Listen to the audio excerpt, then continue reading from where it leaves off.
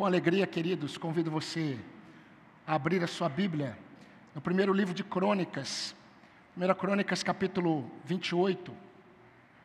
Vamos dar continuidade em nossa reflexão de hoje, neste texto, ainda pensando nos conselhos sábios que Davi deixou a Salomão, seu filho, o futuro rei de Israel, e que também trouxe frutos eternos para uma geração futura e também para a nossa geração. Nós vamos ler o versículo 11 e o versículo 19 e 20. 1 Crônicas, capítulo 28, versículo 11, diz assim: Deu Davi a Salomão, seu filho, a planta do pórtico, com as suas casas, as suas tesourarias, os seus cenáculos e as suas câmaras interiores, como também da casa do propiciatório. Versículo 19. Tudo isto, disse Davi, me foi dado por escrito por mandado do Senhor, a saber, todas as obras desta planta. Disse Davi a Salomão, seu filho, sê forte e corajoso e faze a obra. Não temas, nem te desanimes, porque o Senhor Deus, meu Deus, há de ser contigo. Ele não te deixará, não te desamparará, até que acabes todas as obras para o serviço da casa do Senhor. Amém. Meus irmãos, nós não lemos os versículos 12 até o versículo 17, porque Davi, ele começa a especificar, a dar detalhes da planta que Deus deu a ele para que ele entregasse a seu filho Salomão, para que Salomão construísse o templo segundo os desígnios do Senhor, segundo as instruções do Senhor. Mas nós temos observado esse texto que nos leva, queridos, a pensarmos, e vamos perceber a partir de agora, nos conselhos sábios que Davi deixou, com frutos eternos, mas que a partir de agora, não apenas expõe a realidade de tudo aquilo que Deus confiou nas mãos de Salomão para construir.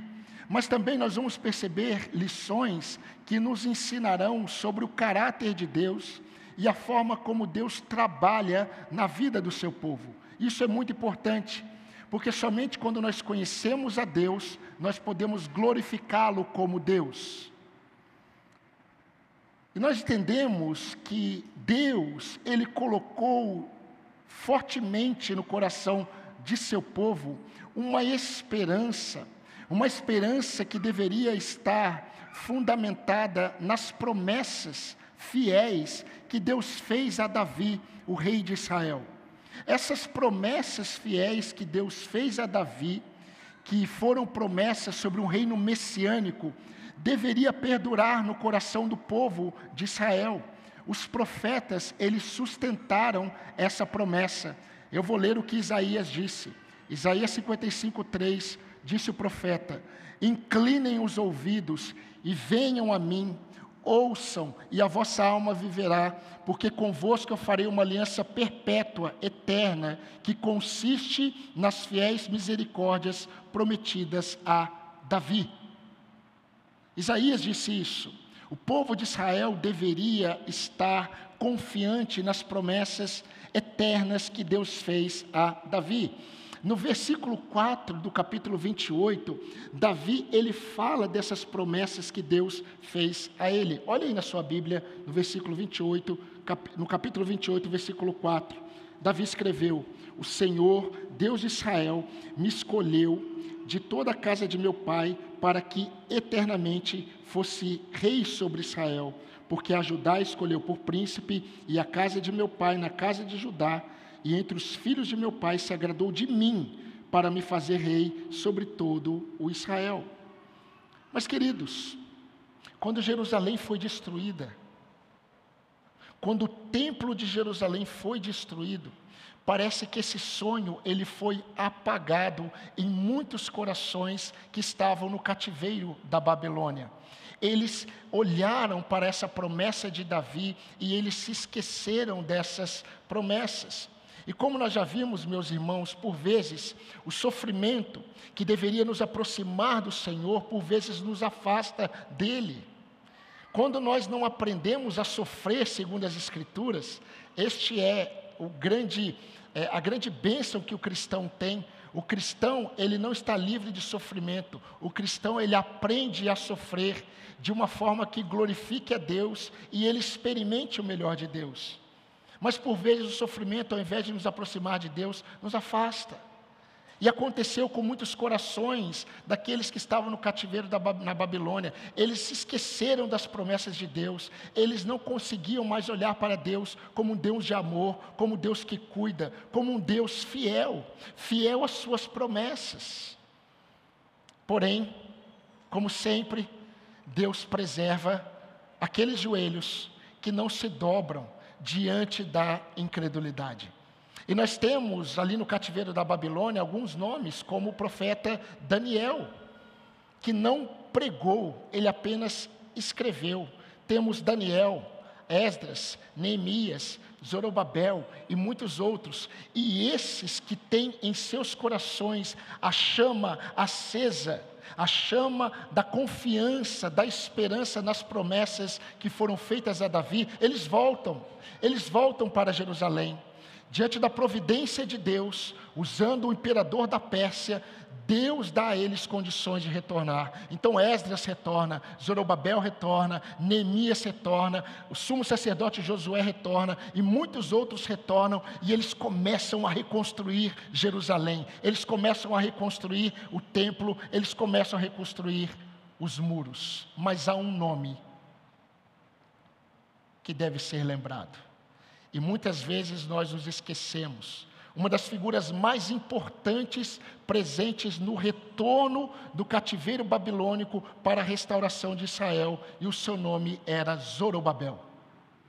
Muitos não se atentam para Zorobabel, muitos se atentam para Esdras, para Neemias, para Daniel, para o sumo sacerdote Josué, para o profeta Zacarias, o profeta Ageu, o profeta Sofonias, o profeta Malaquias, todos estes que fizeram parte do pós-exílio. Mas muitos não se atentam para Zorobabel. Mas Zorobabel, ele é a chama que mantém acesa as fiéis promessas de Deus feitas a Davi. O profeta Zacarias, ele é levantado por Deus para dizer o seguinte: as mãos de Zorobabel lançaram os fundamentos desta casa, elas mesmas a acabarão, para que vocês saibam que o Senhor dos Exércitos é quem me enviou a vocês, pois quem despreza o dia dos humildes começos, esse irá se alegrar vendo prumo nas mãos de Zorobabel.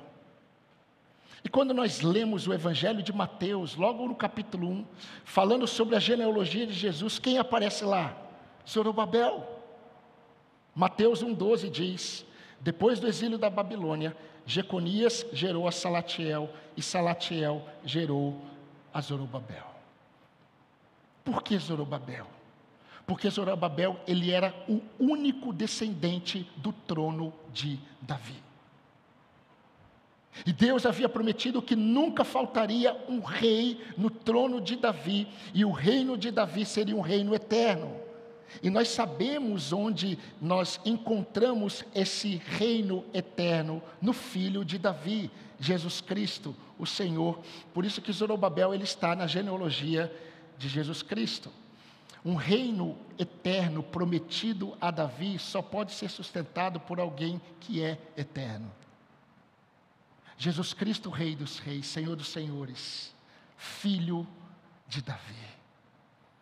Mas nós temos que voltar para o ambiente de Crônicas. Para que nós possamos entender esse reino messiânico, nós temos que voltar para o ambiente de Crônicas. É o ambiente de Zorobabel, é o ambiente dos exilados que voltaram para a Babilônia. E qual foi o problema que levou Esdras a escrever Crônicas? O problema, meus irmãos, foi que o povo, ele não conseguiu ver no reinado de Zorobabel um reino messiânico, vitorioso, poderoso. E eles começaram a esfriar na confiança nas promessas de Deus feitas a Davi. E por causa disso, meus irmãos, a fé de muitos começou a esfriar. Por isso que no período de Crônicas, a fé do povo é uma fé apática. O povo está frio, o povo se esqueceu, porque o povo imaginava que o reinado de Zorobabel, agora após exílio, seria como o reinado de Davi, melhor do que de Davi, porque seria continuação do reino eterno. Mas é interessante porque existe sempre a realidade em nossos corações, como o irmão Jonas orou no início. A realidade do pecado em nossos corações nos leva a experimentarmos uma realidade de incredulidade, quando nós não conseguimos enxergar aquilo que nós esperamos de Deus acontecendo. E nós começamos a questionar a bondade de Deus. Nós começamos a questionar a fidelidade de Deus. Nós não temos coragem de falar, mas o nosso coração nós questionamos: Senhor, Senhor, o Senhor não havia prometido, o Senhor não havia dito, o Senhor não havia falado que isso iria acontecer. Isso aconteceu com o povo. Por isso, meus irmãos, que Deus sempre deixou essa marca na vida dos seus eleitos, na vida daqueles que Ele chama para Ele: o meu justo viverá pela fé. E viver pela fé é confiar, mesmo quando os acontecimentos e as circunstâncias demonstram o oposto daquilo que nós esperamos em Deus. Viver pela fé não tem a ver com estar observando se as circunstâncias elas vão mudar. Viver pela fé tem a ver com estar olhando para aquele que é eterno, aquele que diz que eu devo confiar nele.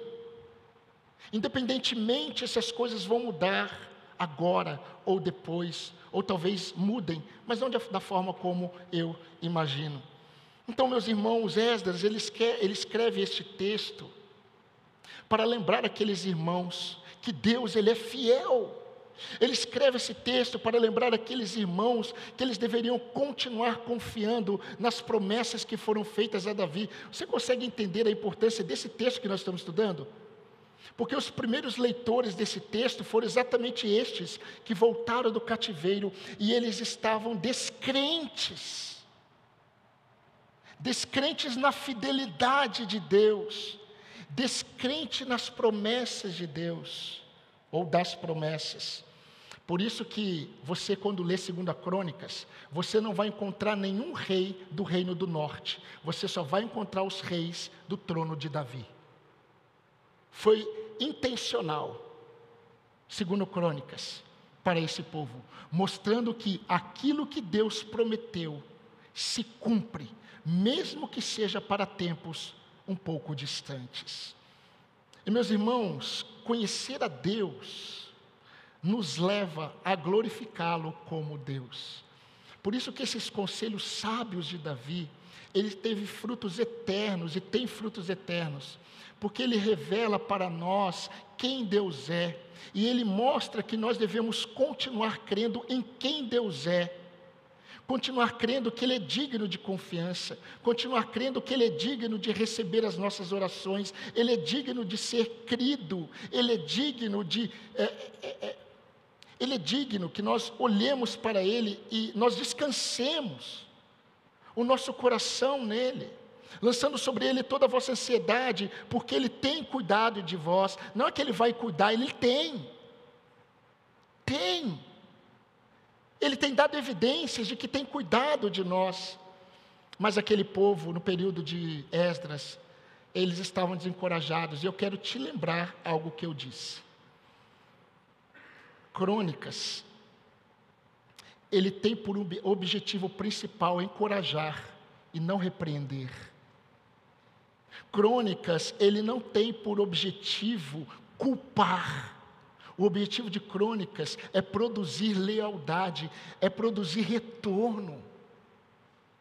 Então, meus irmãos, apesar de muitos acreditarem que nós muitas vezes estamos sendo confrontados por Deus, essa mensagem de Crônicas o tempo todo é uma mensagem de encorajamento, é uma mensagem de retorno, é uma mensagem que leva os fiéis a voltarem para Deus.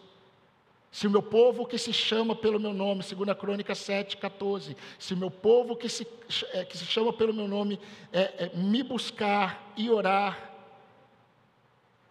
se converter de seus maus caminhos, então eu ouvirei dos céus, perdoarei os seus pecados, sararei a vossa terra, se o meu povo.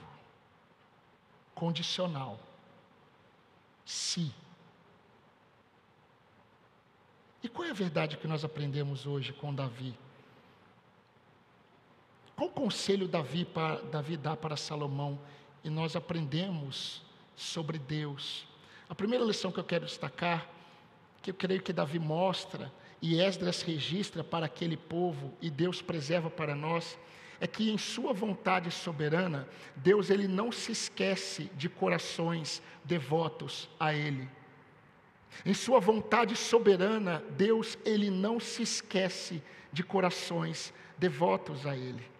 Nos versículos 2 e 3 do capítulo 28, Esdras ele está narrando o momento em que Davi, ele está contando, meus irmãos, entenda isso. Davi ele reúne a liderança de Israel e Davi começa a contar para os líderes de Israel como Deus o escolheu, como Deus o separou, como Deus o chamou. Nós lemos isso no versículo 4, ele está mostrando isso, como Deus o chamou. E Davi ele fala no versículo 2 que ele tinha um desejo. Davi tinha um desejo no coração. O desejo do coração de Davi era construir um templo para a arca. Meus irmãos, Davi é alguém devoto a Deus. Essa palavra devoto, ela é muitas vezes descartada porque ela está num ambiente católico. Mas a devoção tem a ver com o coração entregue, consagrado a Deus. Nós somos chamados para sermos devotos de Cristo, devotados, consagrados. E Davi, ele tem um coração consagrado a Deus. Ele está contando para a liderança de Israel, irmãos, ele já é um velho. Aqui, Davi, é melhor, ele já é um idoso. Ele está prestes a morrer. Ele sabe quem vai assumir o trono, é Salomão, seu filho. Ele chama a liderança de Israel e começa a contar como Deus o separou. E ele diz assim: irmãos, líderes de Israel, quando eu estava na minha casa, Samuel registra isso, 2 Samuel capítulo 7. Quando eu estava na minha casa e eu observei o palácio em Jerusalém, um palácio feito de cedros. E eu vi que eu habitava num lugar luxuoso. E eu olhei para a Arca da Aliança, que representava a presença de Deus no meio do povo. Eu olhei para a Arca da Aliança e eu vi que a Arca da Aliança estava em tendas. E eu coloquei no meu coração de construir um templo para o Senhor. E ele conta isso para Natã. Todo conselheiro bíblico gostaria de ver um coração desse. E Natã, como conselheiro bíblico, ele diz assim para Davi: Davi, faz tudo o que está no seu coração, porque Deus vai se agradar. E quando Natã volta para casa, Deus diz para Natã: Natã, volta. Volta. E diga para Davi o seguinte: você vai construir casa para mim? Não. E Davi está agora contando isso para eles. No versículo 3, veja o que ele disse: porém Deus me disse, não edificarás casa para mim. Meus irmãos, um coração devoto, entregue, com o desejo de honrar o seu Deus, e de repente Deus olha para ele e diz assim: não, você não edificará. Parece que foi uma resposta fria de Deus. Parece que Deus não estava considerando o coração dele, mas não. 1000 vezes não.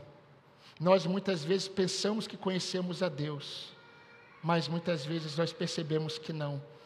Porque enquanto Davi estava querendo honrar o seu Deus, Deus iria honrá-lo. E Deus disse para Davi: Davi, você quer construir uma casa para mim? Você não vai construir. Eu vou construir uma casa para você. E o seu reino será um reino eterno. Nunca faltará no teu trono um rei. Por todas as gerações. Meus irmãos, Deus tinha algo melhor para Davi. Davi queria honrar a Deus, mas Deus o honraria com a sua graça. Isso é a vontade soberana do Senhor sobre ele. 2 Samuel 7, 11 a 13, escute, veja o que Deus disse para este homem: Davi, quando os teus dias se cumprirem, e você descansar com os teus pais, Então eu farei levantar depois de você o teu descendente, que procederá de você, e eu estabelecerei o seu reino. Este edificará uma casa em meu nome, e eu estabelecerei para sempre o trono do seu reino. Davi estava ali: Senhor, eu quero edificar. Deus fala não, ele se entristece e Deus diz: eu vou edificar uma casa para você, eterna. Esse é o nosso Deus. Irmãos, quando nós desejamos fazer algo para o Senhor, ou quando nós desejamos algo da parte do Senhor, mesmo que isso não aconteça, por não estar nos planos eternos dEle, nos planos soberanos dEle, nós devemos apenas nos manter devotos, consagrados ao Senhor e esperar, porque Ele sempre nos surpreende com o melhor da parte dEle. Davi queria construir um templo. Ele queria construir um templo, e mesmo que Deus tenha dito para ele que o templo seria construído pelo filho dele, exatamente de acordo com o que Davi desejava, meus irmãos, isso foi maravilhoso. Se vocês lerem o versículo 11 e 12, sabe o que Deus está falando? Sabe o que Davi está mostrando para Salomão? Salomão, seguinte: eu não vou construir. Deus disse não para mim, mas Deus disse que você iria construir. E você vai construir de acordo com os meus planos. Olha só, Davi, antes de construir, ele tinha planejado como seria o templo. Deus falou para ele não. Mas quando Deus manda Salomão construir, é com os planos de Davi. Salomão só executa. O projeto do templo é de Davi, nos detalhes. É isso que Davi está mostrando para ele, no versículo 11, versículo 12. E queridos, indo para agora uma parte mais prática, o que esse episódio narrado por Esdras, para aquele povo que estava com o coração agora, não mais confiante nas fiéis promessas feitas a Davi, que lições isso poderia trazer para eles? A primeira, que eu entendo, e é muito prática, e tem a ver conosco, é que a demora daquilo que esperamos de Deus não significa que não acontecerá. A demora daquilo que nós esperamos de Deus não significa que não acontecerá. Essa semana eu compartilhei com os irmãos, quarta-feira, 7 horas da manhã de terça-feira, eu recebi um telefonema da esposa de um pastor, pedindo para que eu fosse até um local, porque este pastor estava a noite inteira com um jovem possesso. E a esposa desse pastor disse para mim: pastor Glauber, eu estou aflita, porque o meu marido está lá a noite inteira com este jovem, e ele está exausto. O senhor poderia ir lá? Eu estava saindo para fazer um exame, e eu falei: eu vou lá, e eu fui. E eu cheguei lá, encontrei aquele pastor exausto, e encontrei aquele jovem. Só em conversar com aquele jovem, ele começou a ter manifestações demoníacas. E enquanto eu orava, aquele jovem, um belo jovem, com seus 22 anos, ele tinha experiências de possessões desde a sua infância. O seu pai já cansado, e eu orei pelo jovem, ele ficou calmo. Eu orei pelo pastor, que também ficou calmo. E eu disse para aquele pastor: aquilo que você deseja não significa que você verá agora. O mais importante é sabermos que nós colocamos diante do Senhor, que pode mudar essa realidade com uma palavra de sua boca. E depois eu recebi a notícia que o jovem, depois de muitos anos, pela primeira vez conseguiu comer, dormir e estava em paz. A demora daquilo que esperamos de Deus não significa que não acontecerá, mas acontecerá da forma de Deus, no tempo dEle. Como é que está a sua confiança nas promessas do Senhor? Mas há uma segunda verdade que eu vejo aqui, encontro, que Davi, ele passa, e isso ficou para a geração de Esdras, é que mesmo quando as coisas boas, santas, piedosas, que nós desejamos não aconteçam como planejamos ou esperamos, irmãos, nós devemos descansar, mas descansar em devoção a Deus, porque Deus, Ele contempla a nossa consagração, Deus contempla a sua perseverança, Deus contempla a nossa confiança nele, isso alegra a Deus. A questão não é se está acontecendo como você espera, a questão não é se você teve uma notícia que vai acontecer como você está pedindo, a questão é como está o seu coração. Você permanece confiante nele, consagrando a sua vida a ele. Essas verdades, meus irmãos, deveriam encorajar aquele povo no tempo de Esdras, a olharem para as fiéis promessas de Deus feitas a Davi, mas também essas verdades nos encorajam, devem nos encorajar. Nós devemos continuar confiantes, meus irmãos, nas promessas de um Deus que é fiel. Ele é fiel, e Ele é digno de ser glorificado como Deus fiel, mesmo quando nós não estivermos enxergando aquilo que temos pedido, que temos colocado diante dEle. E quando nós esperamos nele, podemos sempre esperar o melhor dele. Tiago, capítulo 1, versículo 17 diz: toda boa dádiva e todo dom perfeito são lá do alto, descendo do Pai das luzes, em quem não pode existir variação ou sombra de mudança. Vocês acham que Zorobabel imaginaria que o nome dele estaria na genealogia do Messias? Nunca passou pela mente de Zorobabel.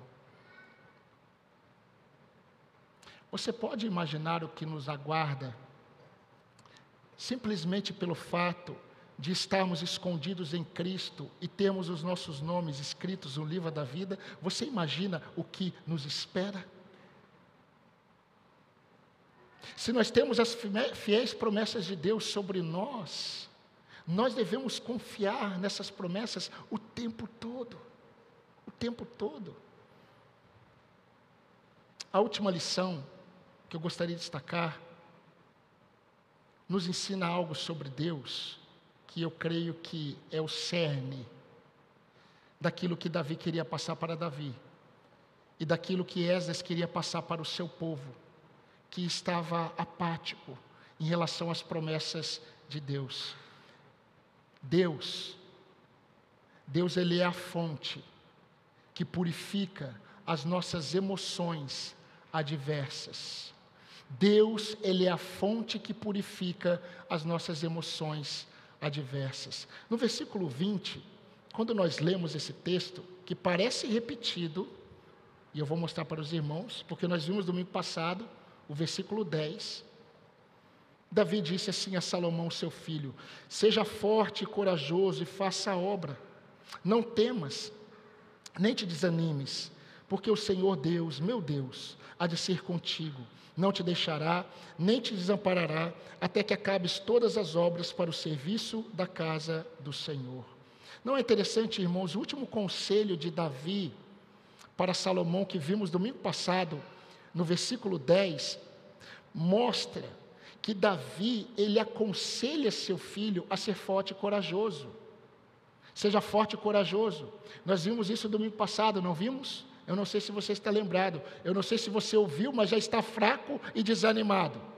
Mas essa foi a lição de domingo passado, terminamos assim: seja forte, seja corajoso.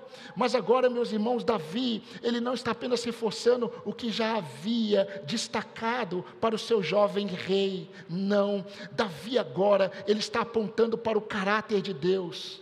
E o que ele está falando do caráter de Deus, da fidelidade de Deus? Você entende por que Esdras está escrevendo isso?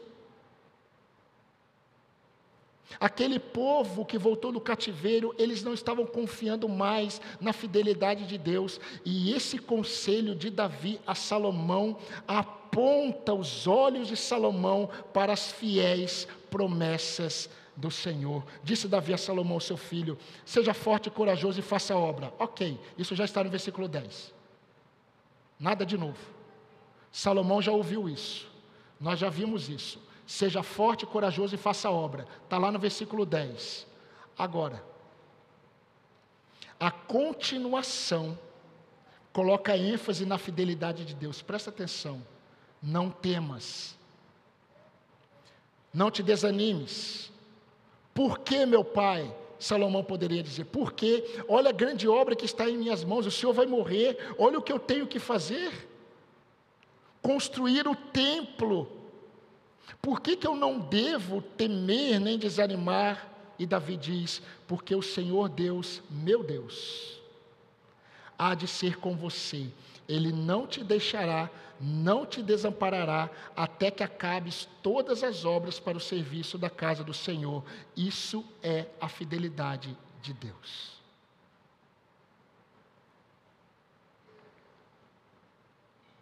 Eu creio que os primeiros leitores desse texto, quando leram,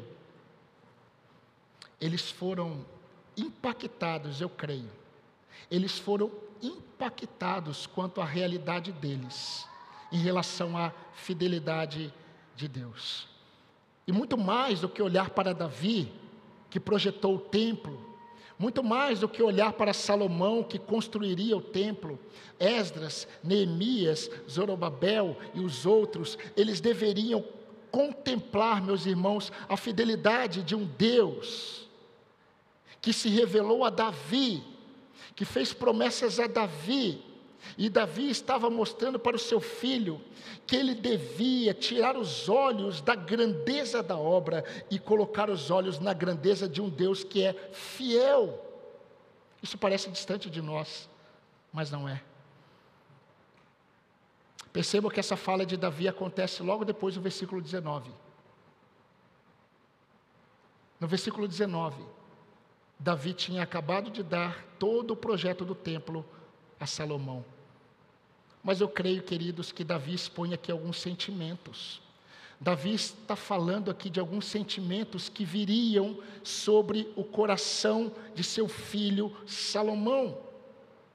Davi, ele começa a falar de emoções adversas, que viriam sobre o coração de seu filho, quando ele começasse a fazer aquilo que Deus colocou em suas mãos. Preste atenção, quando Davi olha para Salomão e diz assim, meu filho, seja forte e corajoso, Davi viu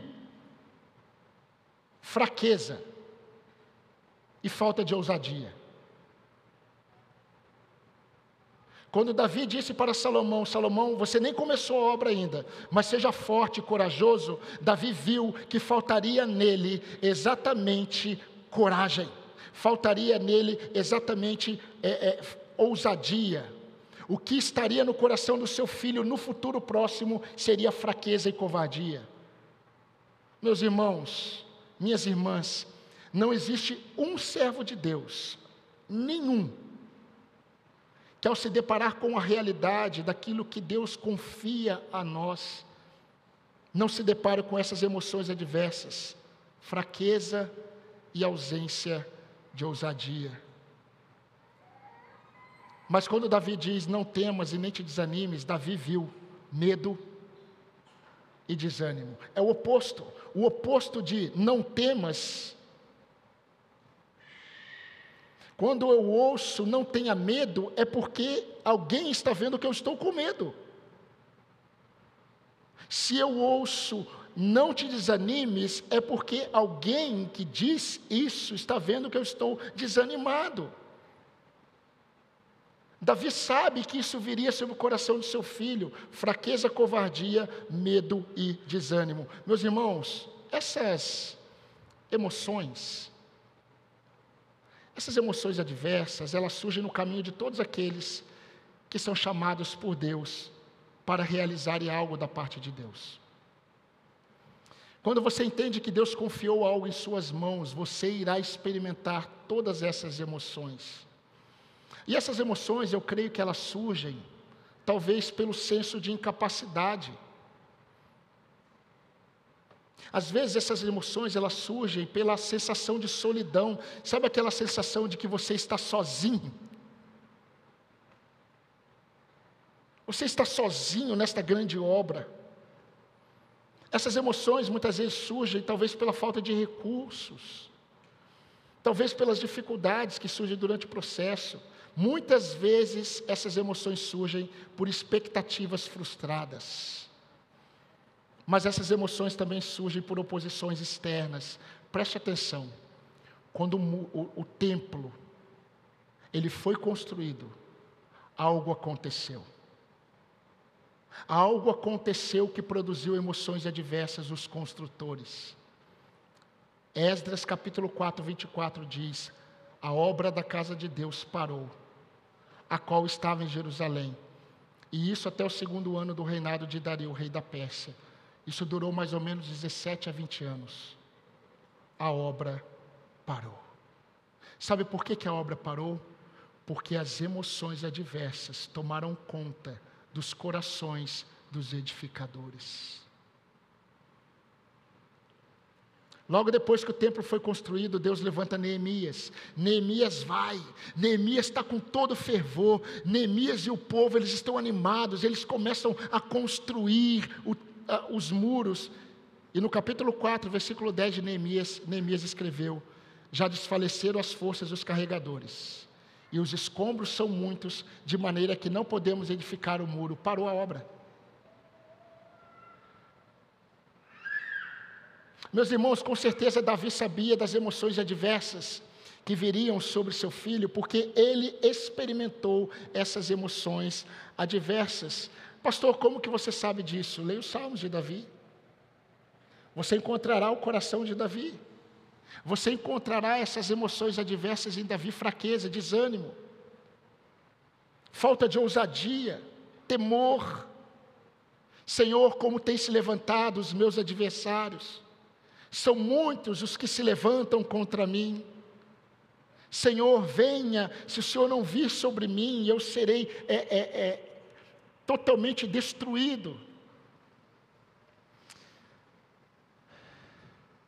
Mas eu consigo enxergar essas emoções adversas quando eu leio Moisés. Eu consigo enxergar essas emoções adversas quando eu leio sobre o coração de Elias, o grande profeta que não passou pela morte, que foi levado aos céus numa carruagem de fogo. Uau, que experiência!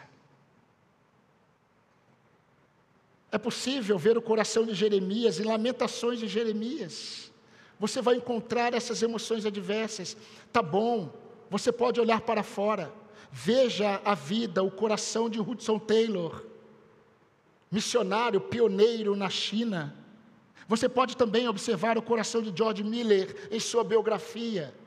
Você pode olhar para o coração de David Brainerd em sua biografia escrita por Jonathan Edwards, e você encontrará estes homens de Deus, homens e mulheres de Deus, com essas emoções adversas diante da obra que eles têm em suas mãos. Meus irmãos, isso é por causa do pecado. Devido ao pecado, realizar o que Deus confia a nós é experimentar um misto de emoções, preste atenção, que nos empurram para a desistência.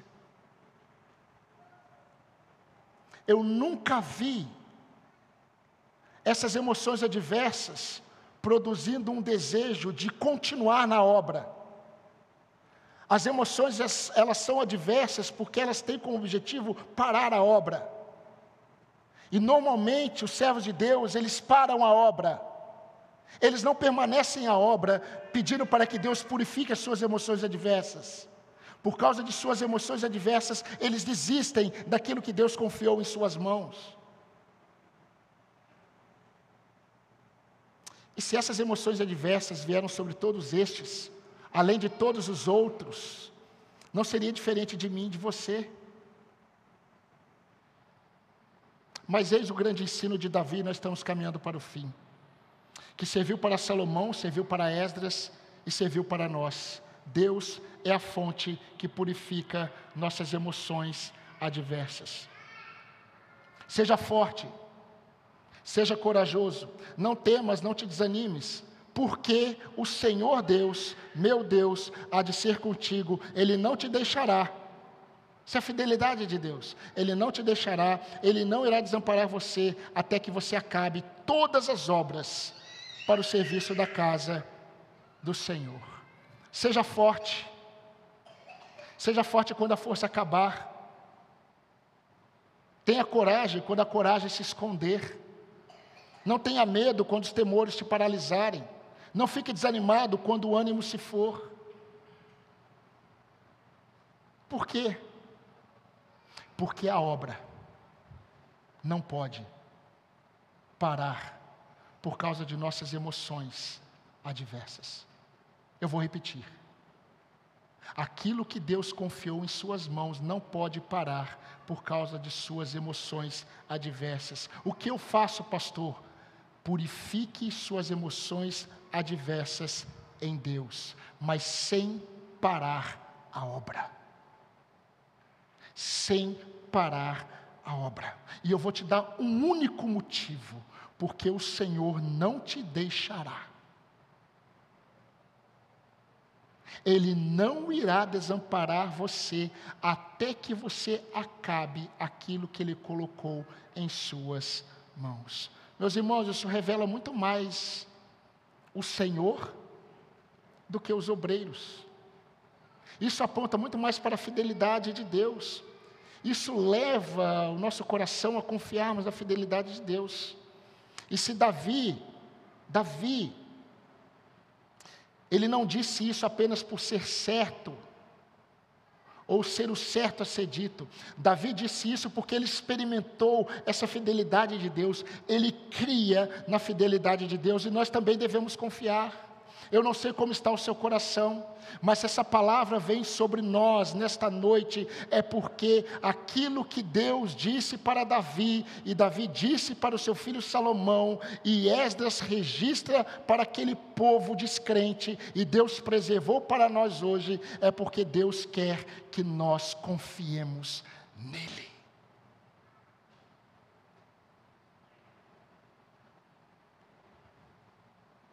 O apóstolo Paulo carregou esta convicção até o fim. Um dos textos mais belos das Escrituras. Muito bonito de ser recitado. Muito bonito. Tema de conferências. Mas Paulo escreveu isso quando estava naquela fria prisão romana, sabendo que a espada viria sobre a sua cabeça. Ele disse: combati o bom combate, completei a carreira, guardei a fé. Senhor, cheguei até o fim, terminei a obra. E antes de dizer isso, ele disse algo para Timóteo: eu sei em quem eu tenho crido, e eu estou bem certo que Ele é poderoso para guardar aquilo que Ele me confiou até o último dia. E no final de sua bela carta, ele diz: combati o bom combate, completei a carreira, guardei a fé.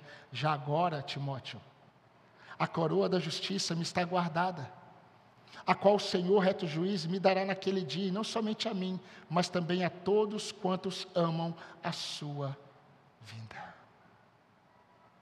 Davi disse: meu filho, Ele não te deixará, Ele não irá desamparar você, até que acabes todas as obras, mas permaneça com o coração consagrado a Ele.